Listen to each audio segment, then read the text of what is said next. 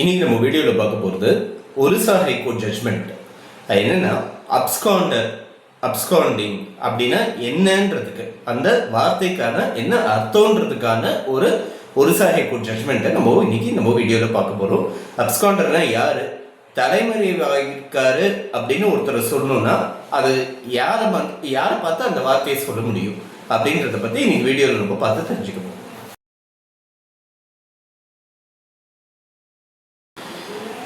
அப்ஸ்காண்டிங்கிற வார்த்தையை முக்கியமாக criminal ப்ராசிக்யூஷனில் use பண்ணக்கூடிய ஒரு வார்த்தை. அது அப்ஸ்காண்டர்னா யாருன்னா ஒருத்தர் தலைமறைவாக இருக்காரு, அதாவது ஒரு கிரிமினல் ப்ராசிக்யூஷன், ஒரு குற்றவியல் நடவடிக்கை அவர் மேலே எடுக்கப்பட்டிருக்கு அப்படின்னா அந்த நடவடிக்கையிலேருந்து தப்பிக்கும் விதமாக தலைமறைவாகிறவர் அப்ஸ்காண்டர்னு சொல்றது உண்டு. சரி, இந்த கேஸோட ஃபேக்ட்ஸ் என்னன்னா 2011 ஜனவரி மாதம் ஒருத்தரோட குடோன்லேருந்து ஒரு சில சாமான்கள், வேல்யூபிள் ஐட்டம்ஸ் திருட்டு போயிருக்குன்றதுனால அவர் அவருக்கு வேலை செய்கிறவங்க மேலே சந்தேகப்பட்டு கம்ப்ளைண்ட் கொடுக்குறாரு. கம்ப்ளைண்ட் எஃப்ஐஆரை பதிவாகுது.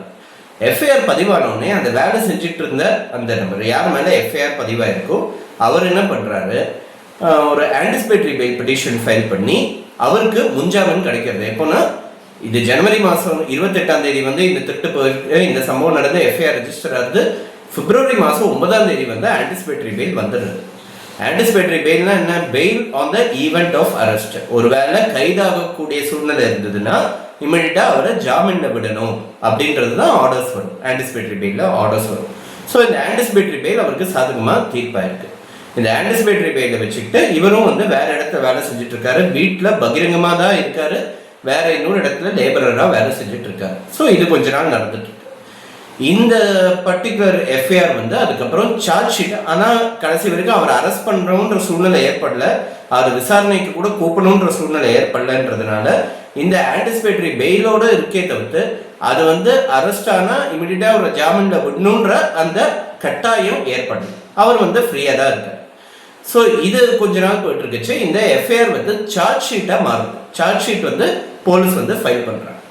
இந்த ப்ராசிக்யூஷன் சைட்லேருந்து ஃபைல் பண்ணக்கூடிய அந்த சார்ஜ் ஷீட்டில் இவர் ஒரு அப்ஸ்காண்டர்னு சொல்லி போட்டுட்டாங்க. அதாவது தலைமறைவாக ஆனவர் அப்படின்னு சொல்லி அவரை மார்க் பண்ணியிருக்காங்க.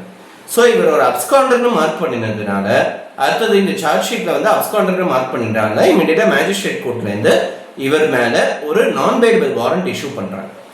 நான் பெயிலபிள் வாரண்ட் இஷ்யூ பண்ணோன்னே இவர் இதை எடுத்துட்டு ஹைகோர்ட்டுக்கு வராது. நான் பெயிலபிள் வாரண்ட்டை கேன்சல் பண்ணி சார்ஜ் ஷீட்லேருந்து அப்ஸ்காண்டர்ன்ற வார்த்தையை எக்ஸ்பியூஞ்ச் பண்ணணும், நீக்கிறவு செய்யணும் அப்படின்னு சொல்லி ஹைகோர்ட்டில் ஒரு பெட்டிஷன் ஃபைல் பண்ணுறாரு. பழைய கிரிமினல் ப்ரொசீஜர் கோடில் செக்ஷன் 482, 482 இன்ஹெரண்ட் பவர்ஸ் ஆஃப் ஹைகோர்ட்டுன்றதை பற்றி நம்ம பார்த்தோம்.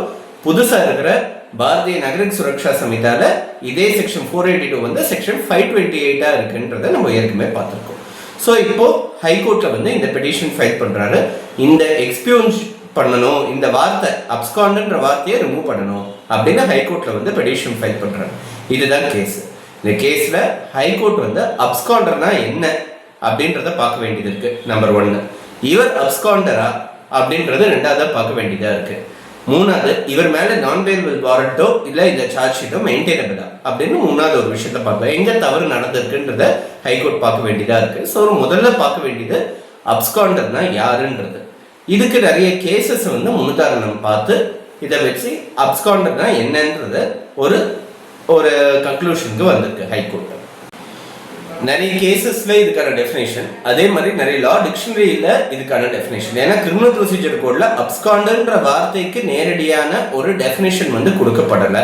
கிரிமினல் ப்ரொசீஜர் கோட்லயும் கொடுக்கப்படல, வேற என்ன சட்ட ரீதியாகவும் கொடுக்கப்படல. ஸோ இந்த particular aspect general definition, general meaning ஒரு லா டிக்ஷனரிஸ்லேருந்து, லா டிக்ஷனரிஸ்னு தனியாக இருக்குது, ராமநாத ஐயர் லா டிக்ஷனரி இருக்குது, பிளாக்ஸ் லா டிக்ஷனரி இருக்குது, அது மாதிரி இருக்குது. ஒரு லீகல் டேர்முக்கு உள்ள லீகல் மீனிங்கை எப்படி எடுத்துக்கணுன்றது அதுலேருந்து இருக்கக்கூடிய இன்டர்பிரேஷனுக்கு நம்ம யூஸ் பண்ணுறோம்.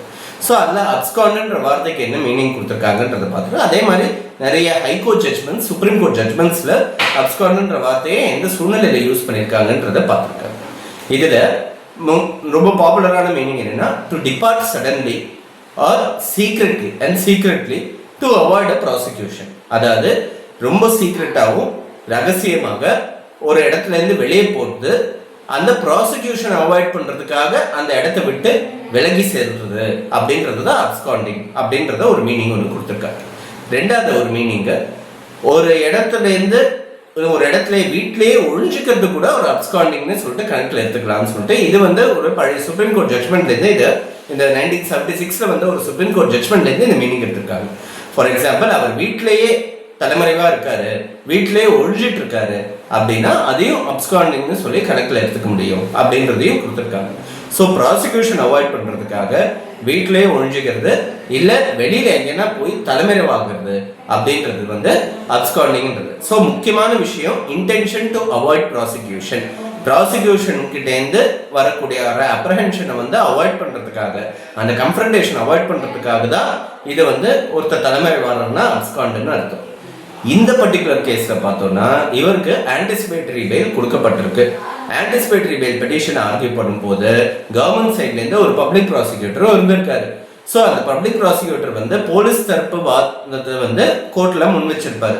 ஆன்டிசிபேட்டரி பெயில் இவருக்கு சாதகமா வந்திருக்குன்றத அந்த பப்ளிக் ப்ராசிக்யூட்டர் போலீஸ் ஸ்டேஷனுக்கு ரிப்போர்ட் பண்ணியிருப்பாரு. நேரடியாவோ இல்ல ஒரு ரெகுலர் பேசிஸ்ல அவர் ரிப்போர்ட் பண்ணியிருப்பாரு. இது பிப்ரவரி மாசம் நடக்கப்பட்டது. இது செப்டம்பர் மாசம் வரைக்கும் நமக்கு இந்த சார்ஜ் ஷீட்டுக்கான டைம் இருக்கு. அந்த சார்ஜ் ஷீட் ஃபைல் பண்றதுக்கு இந்த 6-7 மாசம் இருந்ததுல இவர் இந்த ஆன்டிசிபேட்டரி பெயில் கிடைச்சது போலீஸ் ஸ்டேஷனுக்கு தகவல் போகவே இல்லைன்னு சொல்லி ப்ராசிக்யூட்டர் இந்த கேஸ்ல சொல்றாரு. தகவல் வரலன்றது எங்க தவறு நடந்திருக்குன்றது தெரியாது. ஆனா ஒரு ஆன்டிசிபேட்டரி பெயில் கிடைச்சிருக்குன்றதுனால ஒருத்தரை அப்ஸ்காண்டர்னு சொல்ல முடியாது. ஆன்டிசிபேட்டரி பெயில் ஒன்ஸ் ஒருத்தருக்கு கிடைச்சிருச்சுன்னா அவர் அப்ஸ்காண்ட் கிடையாது. ஏன்னா பகிரங்கமா கோர்ட் முன்னாடி நிக்கிறதுக்கு தயாரா இருக்காரு அப்படின்றது அர்த்தம். So he's no more an absconder அப்படின்றத கோர்ட் சொல்லியிருக்கு. ஸோ இந்த அப்ஸ்காண்டர்ன்ற வார்த்தையை நீக்கிட்டு அதே மாதிரி அவர் மேல இருக்கிற நான் பெயிலபிள் வாரண்ட்டை கேன்சல் பண்ணிருக்கு இந்த பர்டிகுலர் கேஸ்ல ஒரிசா ஹைகோர்ட். இந்த கேஸோட title Santosh Kumar Moharana versus state of Orissa.